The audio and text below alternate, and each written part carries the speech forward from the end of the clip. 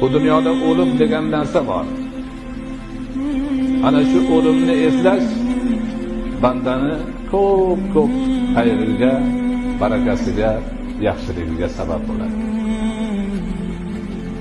O'limni eslagan, o'limni ko'z oldiga keltirgan, o'lishiga asos ila qattiq ishongan odam va o'limdan keyingi bo'ladigan muomalalarga iymoni bor odam bu dunyoni faqat yaxshilik bilan, ibodat bilan, taqvo bilan, yomonliklardan, kufrdan, nifoqdan yiroq bo'lgan holda o'tkazishga harakat qilmasdan iloji yo'q. O'limni o'ylamagan, o'limni bo'yniga olmagan, o'limni tan olmaganlar esa dunyodagi barcha yomonliklarni qilishdan toymaydilar. Alloh taolo Qur'oni Karimni o'zida Auzu billahi minash shaytonir rojim, bismillahir rohmanir rohim va aqimis solata li zikri deydi.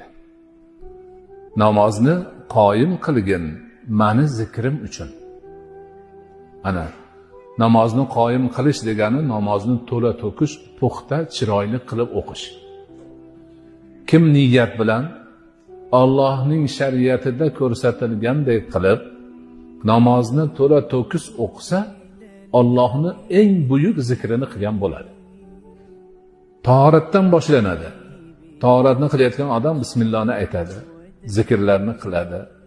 Joy namoz solganda yana, qiblaga yuzlanganda yana, niyatni qilganda yana, takbiri tahrimani aytganda Allohu akbar Allohning eng buyuk zikrlaridandir. Undan keyin subhanaka Allohumma bu tasbih. Ana alhamduni o'qisa yana zikr. Zamsura qilsa yana zikr. Ana rukuga borganda yana tasbih aytadi. Yana takbir aytib o'rnidan turadi. Sajdaga borganda yana tasbih aytadi. Namozni o'zi eng buyuk zikr.